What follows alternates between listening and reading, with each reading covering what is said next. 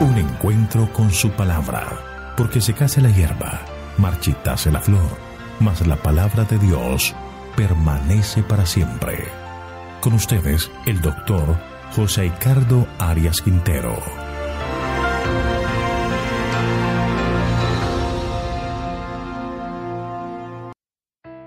Vamos a estudiar Salmo capítulo 76, el Dios de la victoria y del juicio. Vamos a orar. Padre eterno, gracias te damos por este día que nos regalas de vida.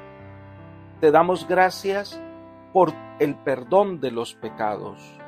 Te pedimos de manera muy especial que nos dirijas hoy en el estudio de tu palabra, que seas nuestro guía, que el mensaje pueda quedar grabado en nuestro corazón. Gracias por tus bondades, pues lo pedimos en el nombre de Jesús. Amén. El sobrescrito de este salmo dice: al músico principal, sobre Nejinot, salmo de Asaf, cántico.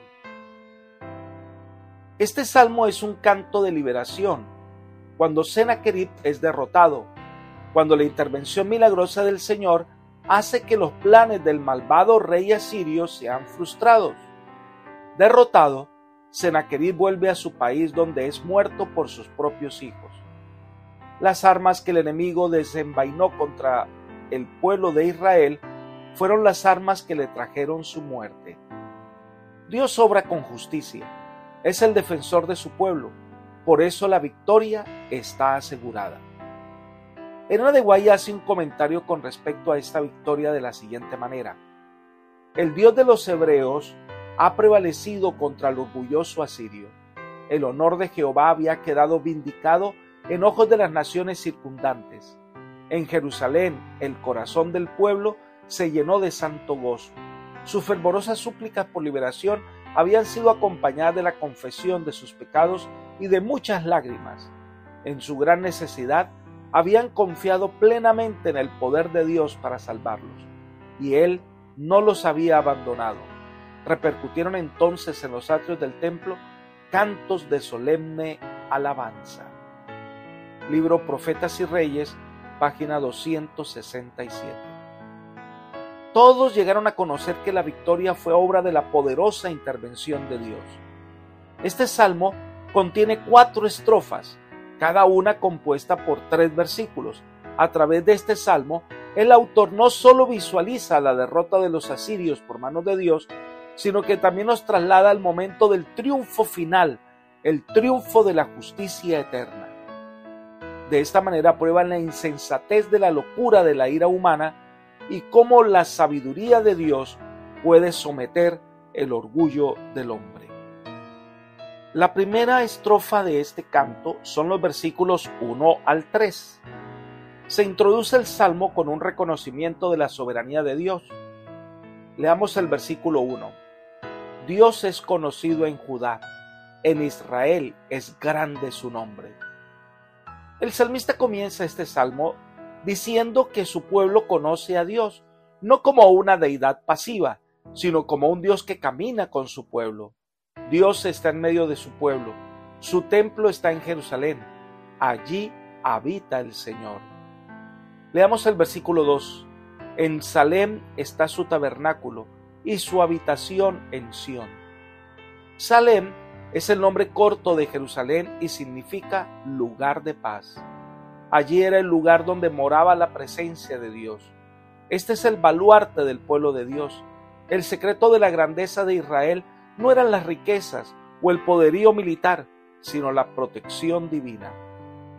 Elena de White describe a Salem de la siguiente manera: antes que Josué condujera los ejércitos de Israel a través del Jordán, ese lugar se había llamado Salem.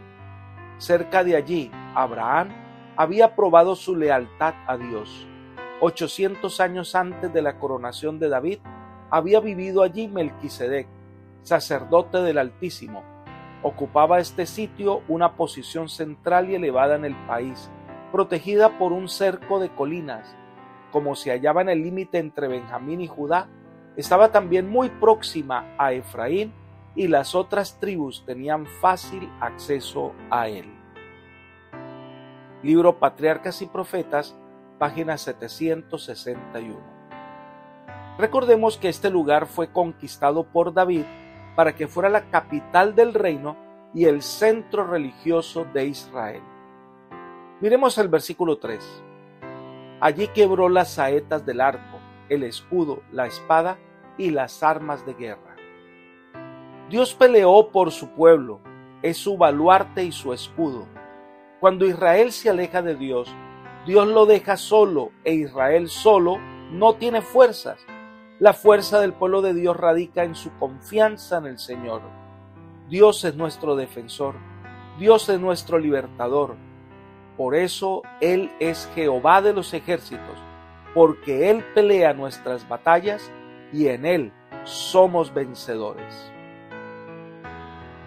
La segunda estrofa son los versículos 4 al 6. En esta estrofa describe la repentina destrucción de los invasores y alaba la grandeza de Dios. Leamos el versículo 4. Glorioso eres tú, poderoso más que los montes de Casa. Comienza diciendo este versículo, glorioso eres tú. Así, de esta manera, el salmista alaba a Dios por su grandeza. Los montes de Casa eran escondederos de ladrones, donde allí salían a buscar su presa. Pero el salmista lo que dice es que Dios es más grande que las montañas que Él creó. Dios es el Rey del universo, el gran Dios de Israel. Entonces describe la destrucción del ejército enemigo, versículos 5 y 6. Los fuertes de corazón fueron despojados, durmieron su sueño, no hizo uso de sus manos ninguno de los varones fuertes. A tu reprensión, Dios de Jacob, el carro y el caballo fueron entorpecidos. Se describe la soberbia y cómo se jactaban de su poderío, ya que Sennacherib venía con un ejército numeroso y bien armado. Pero, ¿qué es esto ante la presencia del Dios de Israel? Nada. Los poderosos quedaron paralizados sin poder usar las manos para resistir. Sus armas cayeron en su presencia. Hasta los jinetes y los caballos fueron entorpecidos. Las débiles armas humanas no pueden contra la grandeza de Dios. Dios derrota el orgullo del hombre. Dios hace polvo la gloria humana. Por eso la mejor decisión es postrarnos ante el Señor y rendirnos ante su poder y misericordia.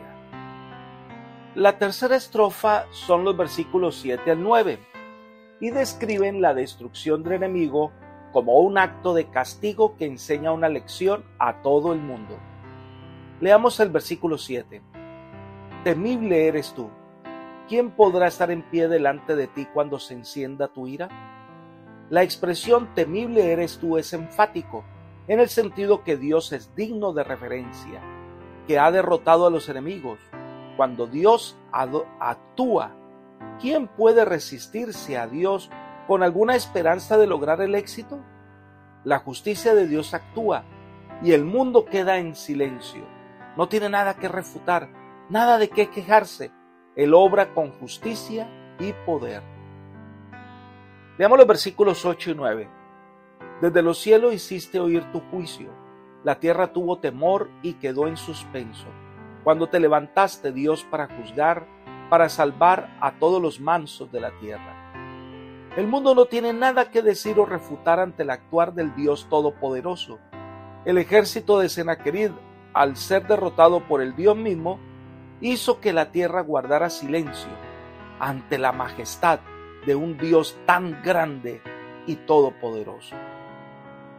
La última estrofa de este canto son los versículos 10 al 12. Cuando Dios actúa, hasta el hombre más poderoso se rinde al Señor. Leamos el versículo 10. Ciertamente la ira del hombre te alabará, tú reprimirás el resto de las iras.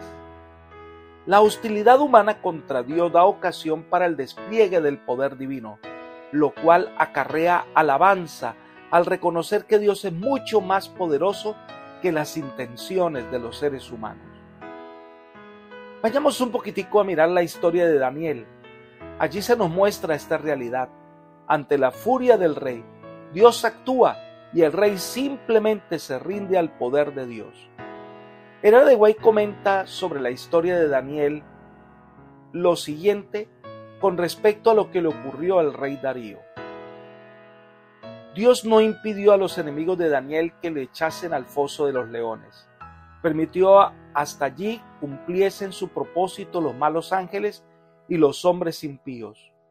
Pero lo hizo para recalcar tanto más la liberación de su siervo y para que la derrota de los enemigos de la verdad y de la justicia fuese más completa.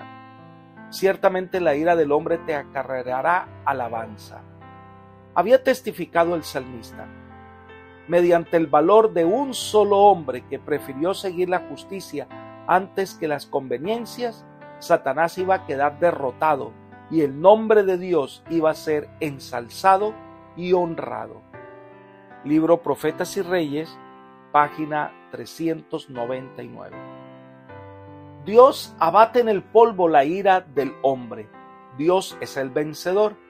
El rey Darío al final termina alabando al Dios de Daniel. Dios puede torcer el camino de los impíos y dar una victoria tal que todos reconozcan el poder y el amor de Dios. Entonces, ante esta alabanza, el salmista llama a los hombres a hacer un pacto con Dios y traer sus ofrendas al Eterno. Sigamos con el Salmo 76, versículo 11. Prometed y pagad a Jehová vuestro Dios, todos los que están alrededor de él traigan ofrendas al temible. El pueblo vio el despliegue del gran poder de Dios en su favor al ser liberado de un gran ejército. La alegría llega al corazón de todos, pero el agradecimiento a Dios se demuestra en nuestras ofrendas y dádivas. Es el amor de Dios lo que impulsa nuestra fidelidad al Señor. Y termina este salmo enfatizando la derrota del enemigo por el poder de Dios. Versículo 12. Él cortará el aliento de los príncipes, temible es para los reyes de la tierra. El término cortar se usa para describir la tarea del viñador de podar o cortar los racimos de las uvas. Lo que Dios ha hecho, la hazaña que se celebra en este salmo, es que ha destruido el orgullo de los hombres impíos que querían tomar a Jerusalén. Dios desbarata los planes de los reyes y príncipes cuando así lo quiere. Este salmo concluye describiendo el trato de Dios con los impíos y que este trato es inapelable. Dios es un juez justo y poderoso. Apreciado amigo y hermano, Dios es el gran defensor de sus hijos. Cuando los vemos rodeados por los peligros, las tentaciones y las intenciones del enemigo de Dios para hacernos mal, el único refugio es nuestro Dios. Él actuará en nuestro favor y nos librará de los lazos que el enemigo tiende en nuestro camino. ¿Está nuestra vida bajo la protección del Señor? Dios derrotará a los impíos y salvará a los justos. ¿En cuál grupo nos ubicamos? La mejor decisión, la más sabia decisión de tu vida es ponerte bajo la sombra del Omnipotente. Que el Señor te bendiga y te guarde. Es mi oración por ti. Amén.